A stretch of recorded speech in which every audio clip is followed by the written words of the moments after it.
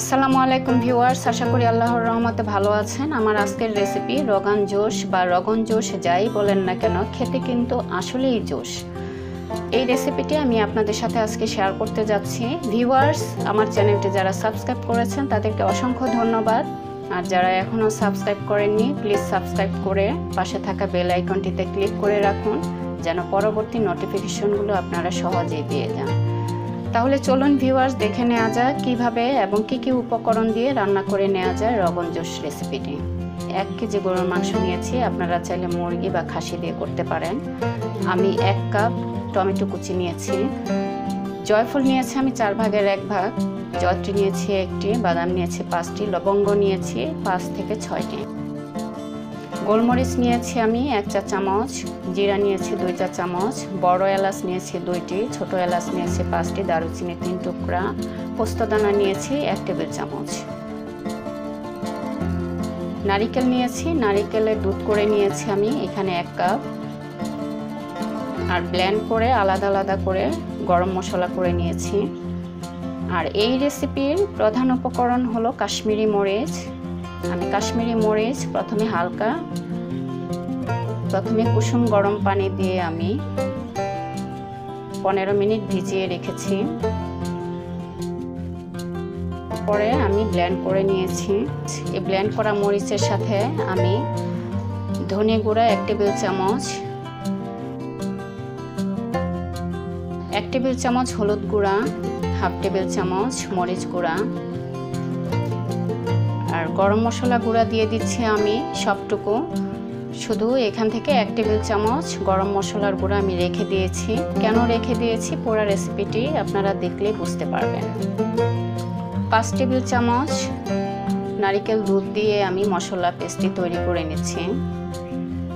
Viewers, আপনারা চাইলে পুরো রেসিপিটি কাশ্মীরি মরিচ দিয়ে করতে পারেন, তবে আমি একটু স্পাইসি করার জন্য একটু ঝাল মরিচের গুঁড়া ব্যবহার করেছি। আর মশলা সব সময় গুঁড়া করে মাংস রান্না করার চেষ্টা করবেন আপনারা, এতে করে মাংসের ফ্লেভার যেমন বেড়ে যায় আর মাংসের ঝোলটা অনেক গ্রেভি হয়। দিয়ে দিয়েছি আমি 1 টেবিল চামচ রসুন বাটা, 2 টেবিল চামচ আদা বাটা দিয়ে আমি পেস্টটি তৈরি করে নিচ্ছি। হাঁড়ি গরম হয়ে গিয়েছে, আমি হাঁড়িতে 1 কাপ তেল দিয়ে দিচ্ছি। তেল গরম হলে এর মধ্যে দিয়ে দিচ্ছি 1 কাপ পেঁয়াজ কুচি বেরেস্তা করার জন্যে। চুলার আঁচ মিডিয়ামে রেখে পেঁয়াজ বেরেস্তা করতে হবে। চুলার আঁচ বাড়ালে পেঁয়াজ পুড়ে যাবে, বেরেস্তা ভালো হবে না, সেটি খেয়াল রাখতে হবে।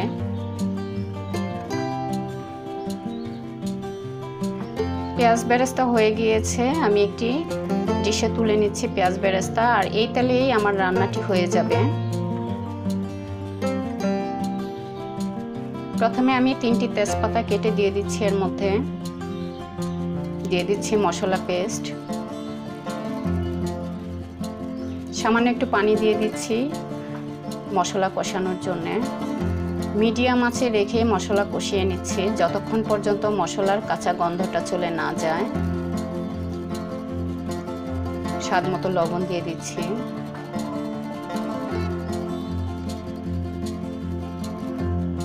মশলা কষানো হয়ে গিয়েছে, আমি এখন এর মধ্যে টমেটো কুচি দিয়ে দিচ্ছি।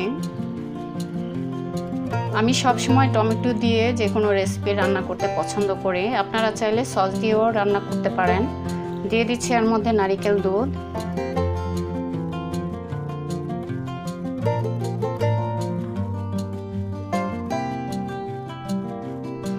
টমেটো দিয়ে ভালো করে রান্না করে নিচ্ছি যতক্ষণ পর্যন্ত টমেটো সিদ্ধ হয়ে গলে না যায় ততক্ষণ পর্যন্ত।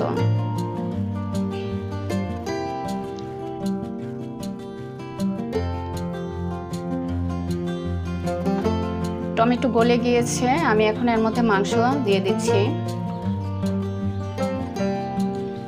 মাংস দিয়ে ভালো করে কষিয়ে নিতে হবে। যে কোনো রান্নারই কষানো যে ধাপটা, এটা খুবই গুরুত্বপূর্ণ একটি ধাপ। ভালো করে কষালে যে কোনো রান্নায় স্বাদ অনেকটা বেড়ে যায়। আমরা যারা রান্না করি এই কথাটা সবাই জানি। আর মাংসের বেলা তো এই কথাটা একেবারেই প্রযোজ্য, ভালো করে কষিয়ে নিতে হবে, কষালে মাংসের স্বাদ অনেকটাই বেড়ে যায়।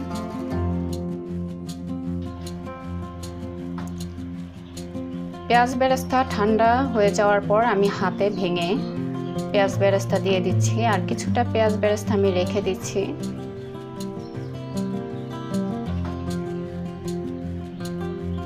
পেঁয়াজ বেরেস্তা কিছুটা কেন রেখেছি, আমার পুরো রেসিপিটা দেখলে আপনারা বুঝতে পারবেন কেন রাখা হয়েছে পেঁয়াজ বেরেস্তা।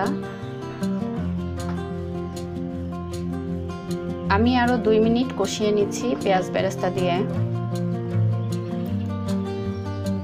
পেঁয়াজ বেরেস্তার ফ্লেভার এবং যে স্বাদ পুরোটা যেন মিশে যায় মাংসের সাথে। ভালো করে ফেটিয়ে টক দই দিয়ে দিচ্ছি।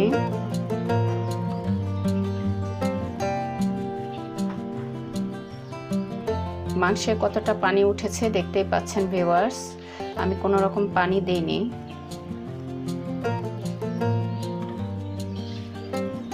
একটি ঢাকনা দিয়ে আমি 5 থেকে 6 মিনিট কষিয়ে নিচ্ছি।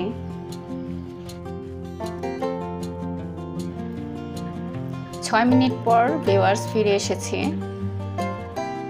কষানো হয়ে গিয়েছে। এখন আমি মাংস সিদ্ধ হওয়ার জন্য 2 কাপ পানি দিয়ে দিচ্ছি। আপনারা আপনাদের যতটুকু পানি লাগে সেই পরিমাণ বুঝে পানিটা দিয়ে নেবেন। এখন ঢাকনা দিয়ে রান্না করে নিচ্ছি যতক্ষণ না মাংস সিদ্ধ হয়। ভিউয়ার্স দেখতেই পাচ্ছেন পানি কমে গিয়েছে আর মাংস সিদ্ধ হয়ে গিয়েছে, তার মানে আমার রান্না প্রায় হয়ে গিয়েছে।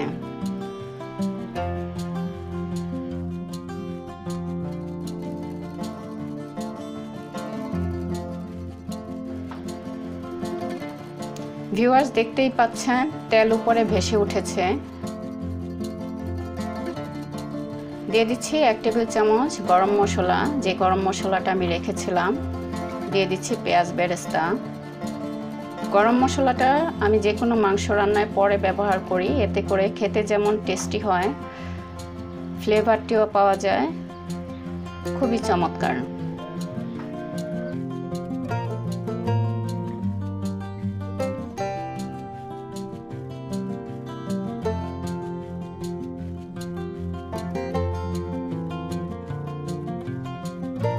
ভিউয়ার্স হয়ে গিয়েছে আমার আজকের রেসিপি রোগান জোশ রান্না।